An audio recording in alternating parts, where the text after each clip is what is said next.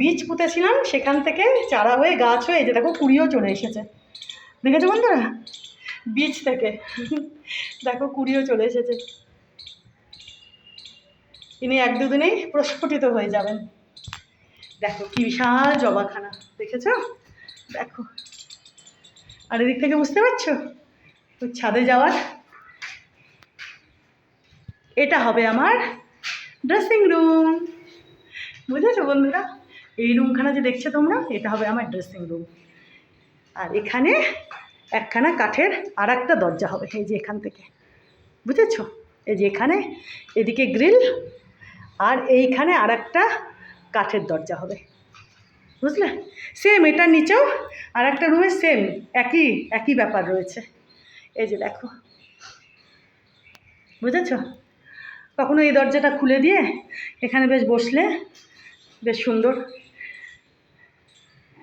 দেখেছো? কিন্তু এটার নিচে যে সেম রুমটা আছে এরকমই, ওটাতে আবার গ্রিলের দরজা না, বুঝেছো?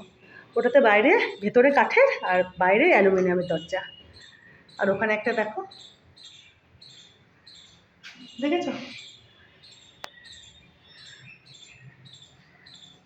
কোনো কিছু স্টোর টোর করে রাখার জন্য। আর ওটা তো বেডরুম, বেডরুমের বাইরে ওটা হচ্ছে, ওদিকে হবে ব্যালকানি। আর ওই যে দেখছো ওটা অ্যাটাচড বাথরুম, এটারও ঠিক নিচে এরকমই রুম আছে, বুঝলে? কিন্তু ওটাতে কাঠের 2টো জানলা আর দরজা রয়েছে, সেগুন কাঠের 2খানা জানলা আর দরজা রয়েছে। এখানে কাঠের দরজা জানলা হবে না, এখানে কাঁচ হবে, কাঁচের স্লাইডিং। আর ওটাতেও কাঁচ হবে, ওই যে ওপরেরটা দেখছো না, ওই যে ওটাতেও কাঁচ হবে ফিক্সড বাইরের থেকে। আর ওটা অ্যাটাচড বাথরুম, এই সেম যে এটার নিচে যে রুমটা আছে একই রকম ব্যাপার, শুধু ওটার বাথরুমের কাছে আবার 2-3খানা সিঁড়ি আছে, ধাপ। তোমরা বোধহয় দেখেছো, তোমরা যতদূর মনে হয় আমার কোনো ভিডিওতে দেখেছো। আর ওই এটার নিচে যে রুমটা আছে সেই রুমের এখানে একটা আবার জানালা আছে ছোট, আর এখানে একটা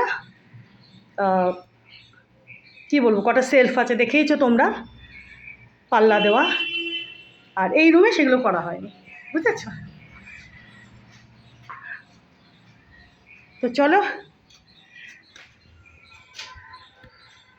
এগুলো দেখো নেড়েবাবু জেমবাবু ছিঁড়ে ছুঁড়ে কী করেছে, দেখেছ?